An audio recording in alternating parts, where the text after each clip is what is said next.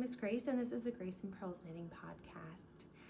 It is a bright and early Sunday morning, and so I've been stumbling over my words, so I figured let's try this again. Today I am wearing my Dunedrifter tee by the Wallin Pine Company. It is a side-to-side construction using fingering yarn. I am using Cascade Heritage in the color Raspberry. It's this lovely magenta-y, reddish pink maroon type color. You cast on in the round. It has this stockinette rolled edge here. You knit a certain length and then you separate for the front and back. There's this lovely lace detail at the bottom and a garter stitch hem, which is perfect for this sweater. I wish it was a touch longer, and I think even I cast it on more stitches than the cropped version recommended. There was a cropped length, I think, and then a longer length, and I cast it on a few more stitches to hopefully get a kind of cropped to full length tee, but mine is just like an inch too short.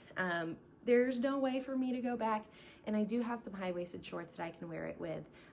But yes, if I were to make it again, I would make it just an inch longer so then I could wear it more with my work clothes. There goes Ralph again. First up, I have my Seaton by Wallin. I am almost done with it. I finished one of the sleeves here. I finished the right-hand sleeve, but the left I ran out of yarn, and so I had to order more of the gray. This is knitted bottom up with a provisional cast on. That's what I like to do. She just goes straight into the ribbing, but I knew I wasn't sure how long I wanted the sweater to be, so I put it on some try-on tubing so I could add it later. I then knit it up. You add your steek stitches, and then you do the shoulder, which was the hardest part. I was very confused because this is written in a book. The pattern is abbreviated, and so the way she had me counting rows was getting me off. And then I added the collar. I did a folded collar and I sewed it down on the inside here, and then I picked up my sleeves. I prefer a machine steek over crochet steek. I think I talked with my Iris sweater by Trin Annalie. I think she mentioned doing a crochet or a machine reinforcement, but I'd never done a crochet one before, so I tried it with that sweater and it started to unravel before I was even done with it, and I'm sure I just did it wrong. So I just prefer machine sewing down my steeks. It's super easy and super quick too, and I just feel like it's more reinforced that way. So I have just 1.5 more sections to do, plus some ribbing, and then weaving in 500,000 ends, and then some ribbing, and we'll be done with the Seaton, which I'm very excited about.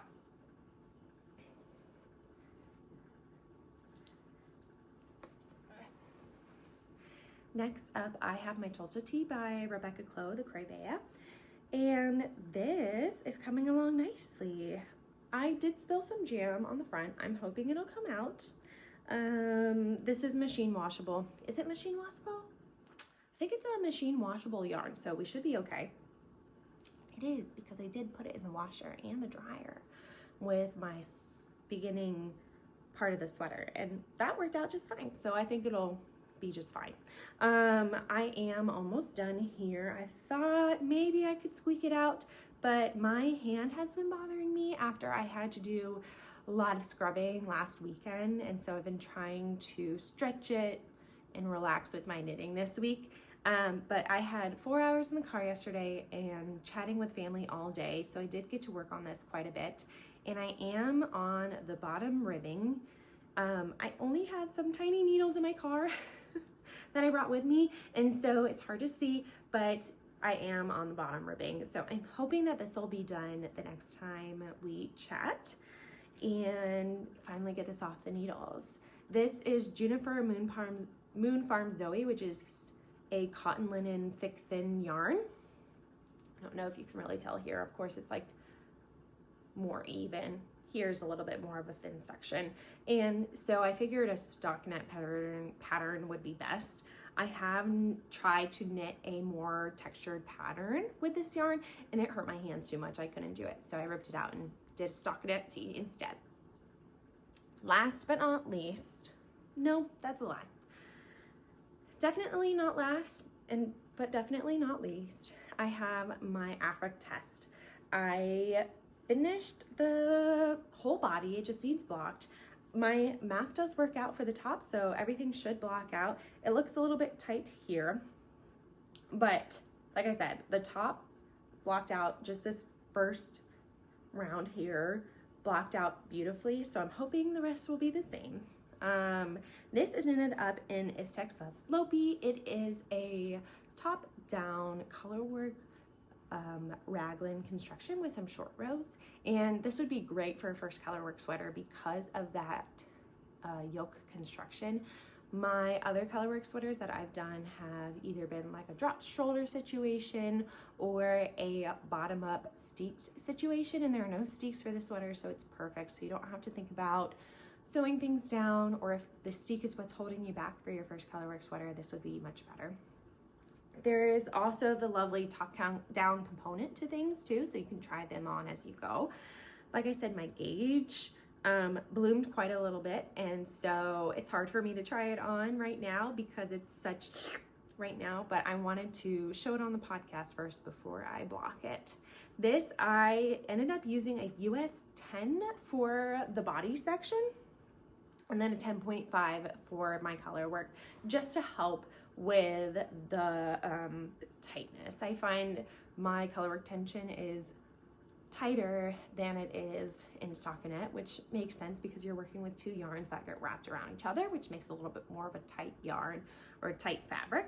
And so I just went up one needle size for that.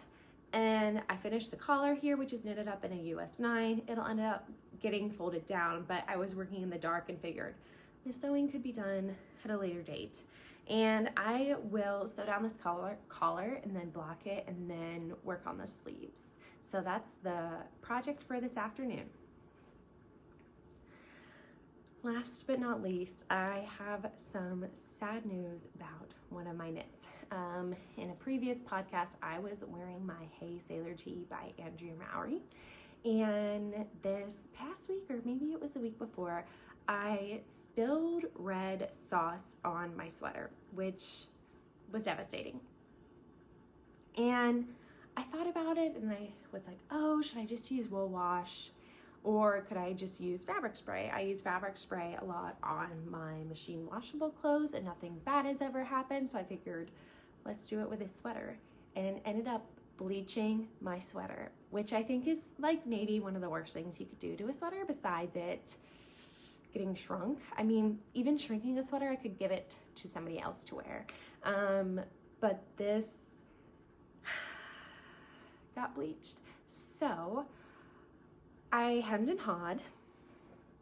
Let me show you it right now. I took off the buttons and I took off the sleeves.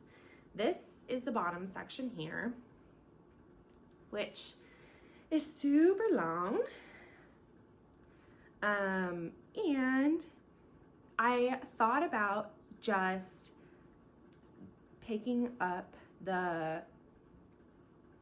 what I ended up doing was taking a needle and threading it through and then cutting the yarn in between to separate the top and the bottom. So separating from the bleach section from the non-bleach section.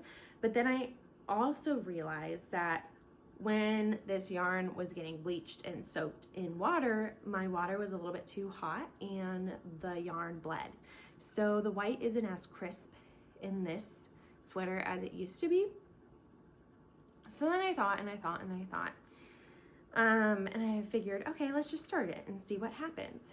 But you could tell that the yarn was not the right colors. And I figured it would block out, but I was like, do you really want to knit half a sweater, block it out, realize it didn't look right, and then redo it all? Or do you want to just redo it all? And I figured, let's just redo it all. So this is the front section here. I don't know if you can tell in this lighting that there is a bleach section here right in the middle, but I will try to insert a clip that I took last week when this happened with the bleached yarn, but definitely you can tell in person. Like, it's so sad. It's so sad. So this is Grace from the past. This is my Hey Sailor Tee, and as you can see, There's a bleach section. This is from, I spilled taco sauce on it, and instead of using just my wool wash like I normally do, I was like, oh, this is red, it's not gonna come out, let me just spray it. And this is why you always do a test. I just assumed, I've used it numerous times on all my other clothes, that it would work with this sweater, but that was not the case.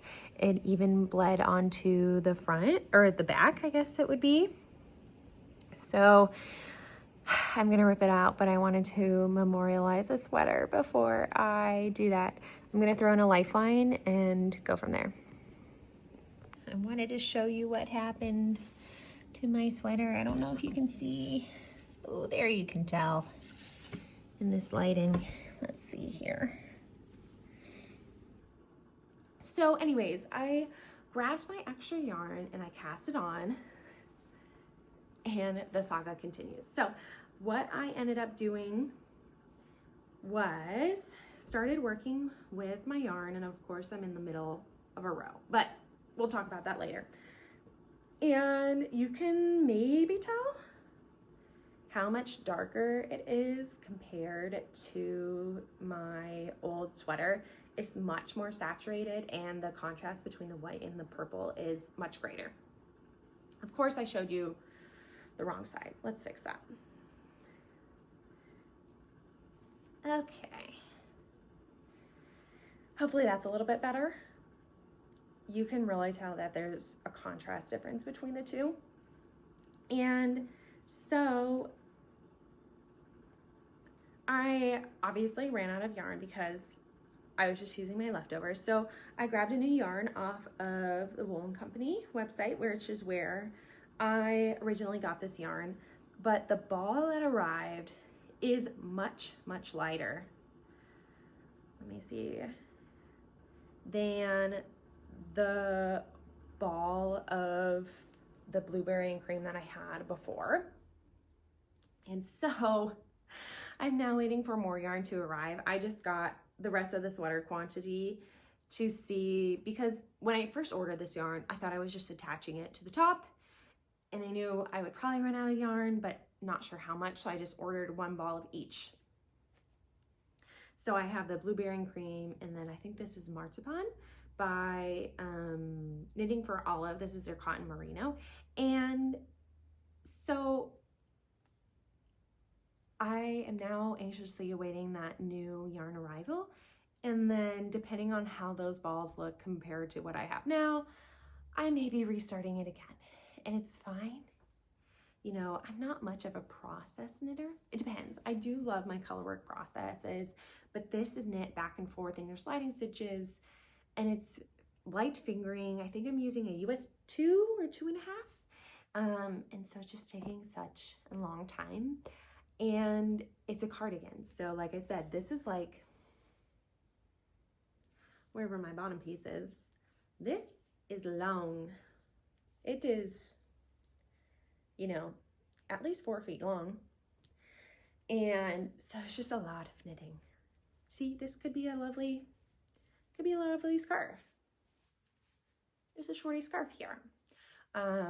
But instead, it's probably going to end up being a rag. My cats really like it, so maybe they'll just hang out with it. But it's so sad. It's probably the worst thing that's ever happened in my knitting career to a knit. I've definitely shrunk things before, but those I could give to a nephew, a niece. I don't have a niece, but a perpetual niece, or some little kid in the family, or use it as a rag or something like that, which I guess is sad. But the one thing that I shrunk, I didn't really like anyways, so it was okay. But I loved this so much. I think it was one of my most favorite things I've ever knit. So I'll end up redoing it. It's just a sad tale,